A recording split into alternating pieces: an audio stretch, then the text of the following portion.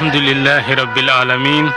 وأصلي وأسلم صلاة وتسليما يليقان بمقام سفير الأنبياء وإمام المرسلين سيدنا محمد وآله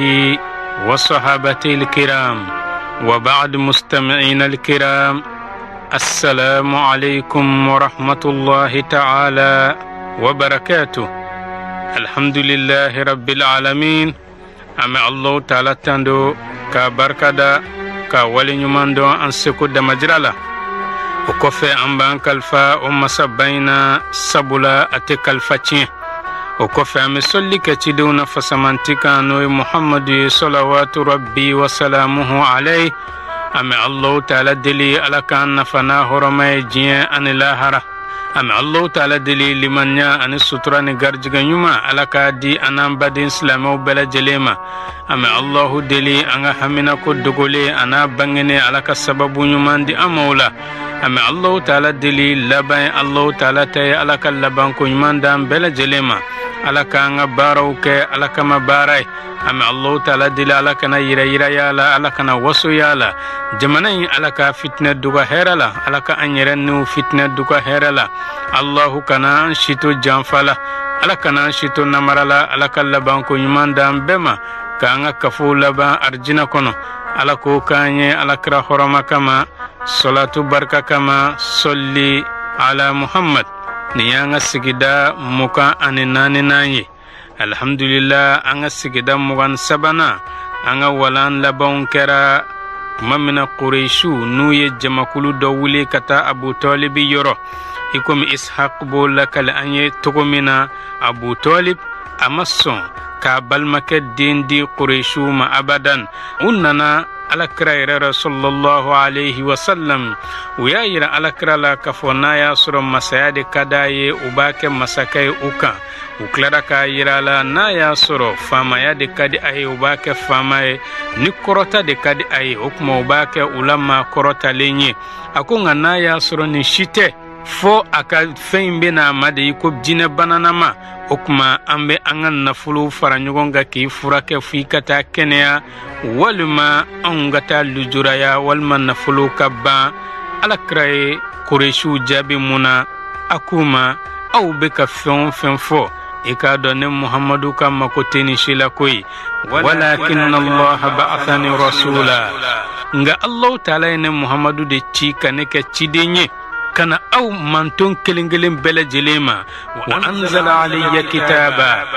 allah ta'ala klaraka kitabu jigine muhammadu ka allah ta'ala klaraka ni nyamaruya ngake au ye niso jali bawye mamunu sonaka tukunko arjina koina nga au sonsira mamunu ye nga kumaka soso ninga tugun ni dongo ko akunga sa faballaghtukum risalatu rabbi ane muhammadu kon yin daba maka cikon lasi auma wa nasahtu lakum uladi ladili kilingilin bela jelena fa in taqbalu minni ma ji'tukum bi ne aw sonaka femina ne bolo ne muhammadu nana aw mani feminye fa huwa hadhukum fi dunya wal akhirah odi aw nyinyoro e jinya kono odi aw nyinyoro e lahara akunga sa wa in taruddu alayya ne aw yene muhammadu ka makan la sekimma aw masonga baraka ni ngalladili kawnye asbiru li amrullah ne kon muhammadu bisabali allah ta'ala kan nyamaru yakoro hatta yahkum allah bayni wa bainakum fo allah ta'ala kata kirinne aw ni nyogonche ala krenne ke ka quraishu jabi unnana e ka fo tiere la anga makan aman nobo ala kraka welelila nga unana fere sugu jumen tige tugun kumi ay masaya da nyakoro ay korotali da nyakoro ay dugutigiya da nyakoro amasoni shila akoko alebeto adala kainde kan okuma anga je anga nyogonye telindo sigi senka uyo nyogonde telin sigi senka munkama sabula ala kraka weleli damine amateme kalo dama kan folo mausimu dun kuma sera no de hijidun mamunu bebo jamana fambe larabu bebo yorobe ningu nyeshi kana alkaba la ubena barka yin alkaba bulu fe o jamadalaje wati o sera o ni oludun nana kasoro alakra sallallahu alayhi wa sallam abe ka weleli kan fo a larabu be songa tuko akode u farala ɲɔgɔn kan an ka bɛnkan kelen kan walisa ka se ka alakira ka weleli kan ni ka buruja ka datugu fo nɔ kana bɔ a la tugun tuma min na n'u ye nin kɛ i ka dɔn Qurayshiw u y'a ye k'a fɔ wajibi kɔni don fo an ka kumakan dɔ de ɲini kumakan min ni larabu bɔra dugumakolo fantan fila fɛ ka na k'u bena alkaaba la an bɛ se ka kumakan min fɔ u ye Muhamadu ka koɲɛ la walisa Muhamadu ka weleli kan a nɔ foyi kana to larabu dusukun na Qurayshiw bɛɛ ye ɲɔgɔn dalajɛ ka t'u ka hakilitigi yɔrɔ n'o ye Walid bun Mughira nga a hakili de ka dɔgɔn ka tɛmɛ bɛɛ kan sabula ni hakilitigi kun do a kun bɛ tugu Muhamadu kɔ sallallahu alayhi wa sallam o kuma u taara ni ka kumakan falen falen u ni ɲɔgɔn cɛ yala an bɛ se ka kumakan jumɛn de fɔ walisa ka Muhamadu ka weleli kan ni k'a dafiri ni k'a buruja Walid bun Mughira kuma ne kɔni bɛ min fɔ aw ye a ye tigɛnkan kɛ hakilina kelen kan aw kana fɔ ɲɔgɔn kɔ o la ni aw fɔfɔra ɲɔgɔn kɔ i k'a dɔn dɔ ka kuma bɛ dɔ ka kuma kalontigiya dɔ ka kuma bɛna dɔ ka kuma lasegin n'o dun kɛra larabu b'a fɔ ko jaga ninnu yɛrɛ tɛ tiɲɛ fɔla ye ko dɔw bɛ k'a fɔ ta dɔw ka kuma bɛ k'o fɛnɛ kalontigiya Qurayshiw bɛn'a kan e yɛrɛ min y'an ka hakilitigi Walidu o kuma e yɛrɛ k'i ta fɔ an ka bɛn o kan Walid ko aw de bɛ aw ka kumakan fɔ ne de b'o lamɛn o kuma larabu ninnu n'o ye Qurayshiw ye u bɛn'a kan an k'a fɔ k'a fɔ Muhamadu ye kolonifila ye ni larabu bɔra fan bɛɛ fɛ ka na Makan kɔnɔ o kuma an k'a fɔ ko kolonifila don Walid bun Mughira ko la wallahi ma huwa bikahin laqad ra'ayna al-kuhan akon kalila an ka bato fɛn kelen-kelen bɛɛ la Muhamadu tɛ kolonifila ye anw ye kolonifilaw ye an bɛ kolonifilaw dɔn u bɛ kumakan minnu fɔ an fɛnɛ b'o dɔn wa o ni Muhamadu ka kumakanw tɛ kelen ye nin tɛ sababa ye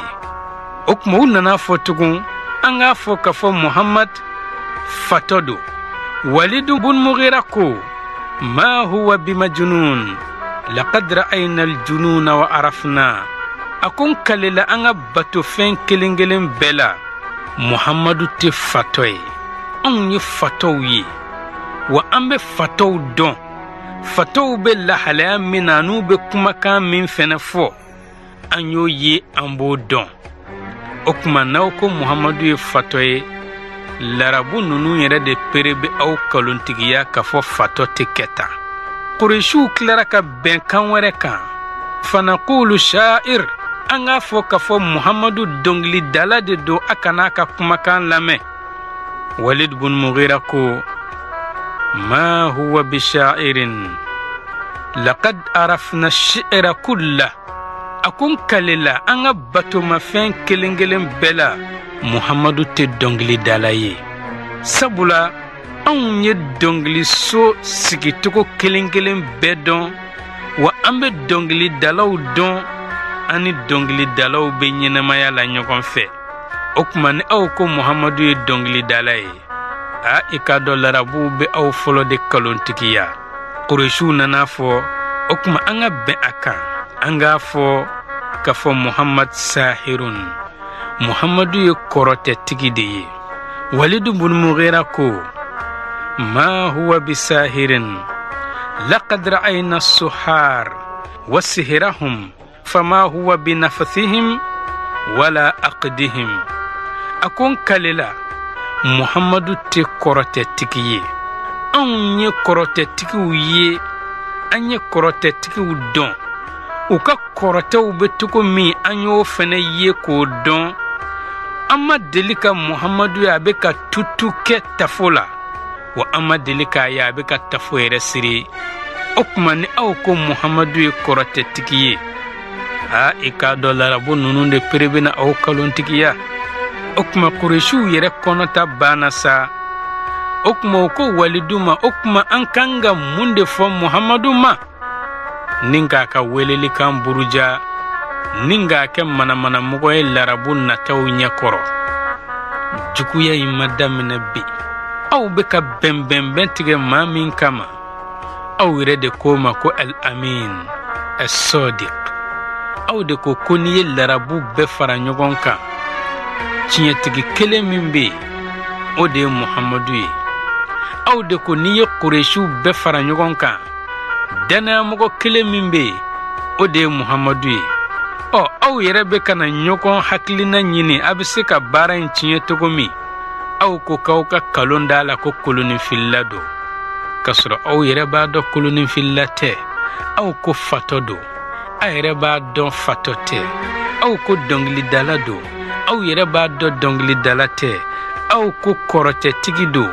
aw yɛrɛ b'a dɔn fana ko kɔrɔtɛtigi tɛ an bɛna n'u kɔnɔta banna o kuma o ko Walid bun Mughira ma yala an kan ka mun de fɔ Muhammadu ma Walid bun Mughira ko wallahi inna liqawlihi la halawa ne Walidu kalila an ka bato mafɛnw na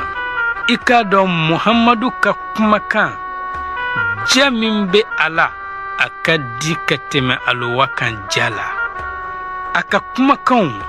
a dugumana kulen do biribara wa i k'a dɔn Muhammadu ka kumakanw a sanfɛla o denen do jiriden ɲuman caman na o kɔrɔ ye Muhammad n'a ye kumakan fɔ n'i y'a dugumana lajɛ a nafa ka bon n'i y'a sanfɛla lajɛ a nafa ka bon nka olu ka kumakan de b'i komi baji kanga o kuma n'i ye kanga in cɛ i hakili la ko ji b'i tɛgɛ kɔnɔ jaga ji foyi t'i tɛgɛ kɔnɔ k'i k'a dɔn aw kɔni ma se ka kɛ fɔlikɛbaa ye fɛn foyi kelen na fo a ka dɔn k'a fɔ k'o ye kalon ye Muhammadu ka hakɛ la ni aw ye kumakan o kumakan fɔ Muhammadu ma siga t'a la a bɛ dɔn k'a fɔ k'o kumakan ye kalon ye a ko nka kumakan min kɔni bɛ yen ni a ka surun maaw ka se k'o minɛ dɔɔni ko o de ye a ka bɛn a k'a fɔ ko Muhammadu ye kɔrɔtɛtigi de ye nka a ka kɔrɔtɛ t'i komi tafo a ka kɔrɔtɛ t'i komi tututu nka a nana ni kumakan dɔw de ye kumakan ninnu kɔrɔtɛlamaw don a bɛ farali kɛ adamaden ni i bangebaga ni ɲɔgɔn cɛ a bɛ adamaden ni balima fara ka bɔ ɲɔgɔn na a bɛ furu ɲɔgɔn fila fara ka bɔ ɲɔgɔn na a bɛ kɔlɛw fara ka bɔ ɲɔgɔn na o kuma a ka cɛri ni nin kumakan ye makan fantan ani fila bɛɛ lajɛlen fɛ n'o kɛra ni larabuw ka jamakuluw nana o kuma u b'u kɔlɔsi a la k'a fɔ ko maa dɔ bɛ yen a ka kumakan bɛ adamaden ni bangebaga fara ka bɔ ɲɔgɔn na a bɛ i ni i balima fara ka bɔ ɲɔgɔn na a bɛ i ni furuɲɔgɔn fara ka bɔ ɲɔgɔn na n'o kɛla larabu ninnu b'u kɔlɔsi a la i k'a dɔn kumakan kɛra cogo o cogo a tɛ fɛn bɔ Alakira ka bonya n'a ka kɔrɔta la an ka cɛba dɔ bɛ yen n'a bɛ fɔ o ma Nabiga ale ko a ka kumakan dɔ la alam tara anna allaha a'taka suratan tara kulla malikin dunaha yatadhabdhabu fa innaka shamsun wal muluku kawakibu idha tala'ta lam yabdu minhunna kawkabu akai ka dɔn yala ma yeli kɛ wa ka fɔ Allahu ta'ala ye suran dɔ di Muhammadu ma masakɛ kelen o kelen i b'o ye o bɛ ka yɛrɛ ni ka lama o suran in de dugu ma a siran kojugu a jawuli kojugu fa innaka shamsun Muhammadu b'i komi tile de wal muluku kawakibu diɲɛ masakɛ tɔw b'i komi dolodenninw de idha tala'at ni tile yengera tile fɛ ka ban lam yabdu minhunna kawkabu dolow ma tunu koyi nka dolo de tɛ ye tugun tile yelen fɛ o kuma ni Muhammadu bɔra ka ban masakɛ foyi tɛ ye tugun busuri ko fa innahu shamsu fadlin hum kawakibuha i k'a dɔn Muhammad ale yɛrɛ ye fasamantiya tile de ye ciden tɔw olu b'i komi dolomanaw yudhirna anwaraha linnasi fi dhulami. Ni dibi ben kuma me i ka dɔ dolow de be nɔrɔ yira adamadenw na. O kuma ni dibi ben kuma me n'o ye filibantiya dibi ye, cidentɔw de be alakira ka kanda yira danfɛntɔw la. Qurayshiw u bɛnna nin kumakan kan. O kuma an ka cɛrin ni nin kumakan ye makan bɔlɔn kɔnɔnaw na, makan sira kelen kelen bɛɛ lajɛlen fɛ. I k'a dɔn u ye sira fɛn o fɛn bɛ bɔ dugu dɔ la ka don makan kɔnɔ, u ye Qurayshiw dɔ sigi o sira bɛɛ la. Makan donda fɛn o fɛn mɔgɔ bilara a kɔnɔ ni ka tila ka maaw cɛrin dugu kɔnɔ, walisa ni taamadenw nana o kuma u k'a fɔ ko kɔrɔtɛtigi dɔ bɛ yan, a ka kumakan a bɛ adamaden ni jɛɲɔgɔn fara, a b'i ni bangebaga fara, a b'i ni furuɲɔgɔn fara. O kuma u ye nin kumakan in de cɛrin dugu kɔnɔ. Ni sera jamakulu fɛn o fɛn nana u b'olu kunbɛn ni ka nin kumakan in f'u ye, ni ka olu bagabaga, ni ka jugujuguw da alakira la k'a fɔ ale de bɛ ka sinjiw tigɛ walisa ka se k'a ka welelikan ka dan sigi a la. Maa min kun bɛ nin ko in ɲɛmɔgɔya la dɛ, n'o de kun bɛ ka nin ko in sugurusugu ni k'a bonya, o de ye alakira yɛrɛ binakɛ ye, n'o ye Abdul Uzza ye, ni an b'a fɔ a ma Abu Lahab, ni tabatiya da jiginna ale de ka kiri la. Alakira kun kɛra sallallahu alayhi wa sallam,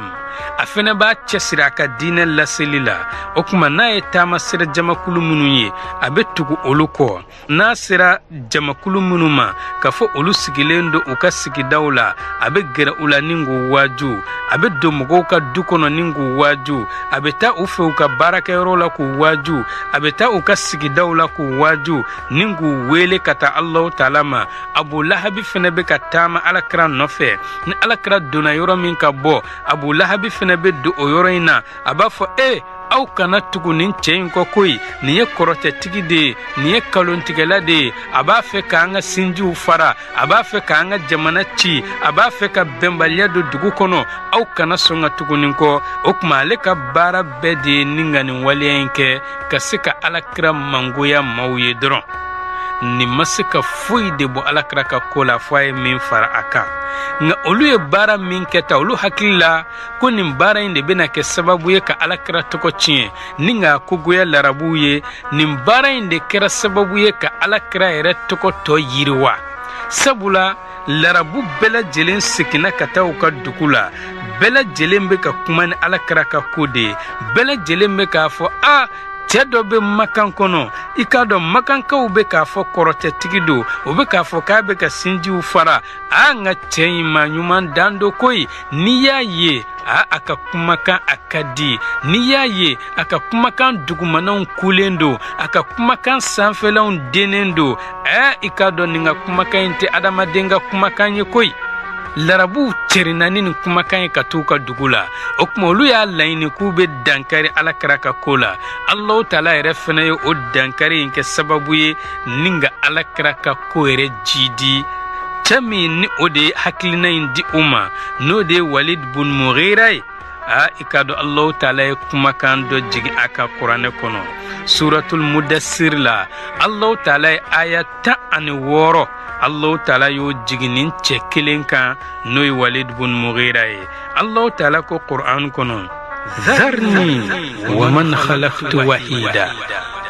Muhammad, ni maa to ɲɔgɔn na, ne Allahu Taala ye maa min da a kelen pe, n'o ye Walid bun Mughira ye. Waj'altu lahu malan mamduda. Ne Allahu Taala tilara ka nafolo di a ma, nafolo min n'a ka ca, wa banina shuhuda. N tilara ka denw di a ma, denkɛ kamalenkɔrɔ 10, a yɛrɛ kelen ye den bɛɛ lajɛlen ye a ɲɛna. Wa mahattu lahu tamhida. N tilara ka fɛnsɛli kɛ cɛ in ye dugumakolo kɔ kan, ni ka yiriwa kɛ a ye, ka nɔgɔya kɛ a ye, nɔgɔya kelen kelen bɛɛ lajɛlen na n y'o birifini fɛnsɛn a ye. A ko nka sa, thumma yatma'u an azid. Walidu bɛ tila ka natatugu halisa ko ni Allahu Taala ka dɔ fara ale ka hɛrɛ kan. Kalla innahu kana li ayatina anida. A ko nte fɛn fara walidu ka nɛɛma kan tugun koyi sabula walidu kɛra maa kana gɛlɛn de ye anw masa taala ka kabakow la sa'urhiquhu sa'uda alkiyama jɔdon n bena walidu wajibiya de k'a bila kulujan dɔ yɛlɛni na o kuma walid bun mughira ale ka lajaba de ni alkiyama jɔ kɛnɛ kan kulujan dɔ de be lajaba kulu don o kuma ale be o kulu in de yɛlɛ n'a y'a yɛlɛ a be jigi a be tila k'a yɛlɛ o kuma ale ka lajaba de y'o ye Allahu taala ko n bena a karaba nin kulu in yɛlɛni na n'o ye gwɛlɛya kulu ye n'o ye ɲani kulu ye n'o ye tɔɔrɔ kulu ye mun kama innahu fakkar walidu y'a sigi k'a miiri de wa qaddar nin ka dan sigi alakira ka ko la fakutila anw masa taala y'a danga nin k'a yɔrɔma janya ka bɔ an ka nɛɛma na kayfa qaddar togo jumɛn walidu be dan sigi alakira ka ko la thumma kutila kayfa qaddar o kɔfɛ anw masa taala y'a danga nin k'a yɔrɔma janya an ka nɛɛma na togo jumɛn a be dan sigi alakira ka ko la ثم نظر ثم عبس وبصر ثم أدبر o kɔfɛ walidu ye filɛli kɛ ni k'a ɲɛ sisi ni k'a ɲɛ kumu o kɔfɛ a y'a kɔ don muhamadu ma wastakbara ni k'a yɛrɛkun bonya a ma sɔn ni ka silamɛya faqal in hadha illa sihrun yu'thar walidu ko i k'a dɔn kuranɛ in kɔni ma kɛ dɔwɛrɛ ye fo n'a kɛra kɔrɔtɛ de ye kɔrɔtɛ min ni a be nɔbɔ a bi komi an ka waati sera an b'a fɔ ala ka sigida wɛrɛ don an garijigɛ la wassalamu alaikum wa rahmatullahi ta'ala wa barakatuh fasihu lisani mutahharul janani raufur rahimi uzunul khaira an balima silamɛw bi sumu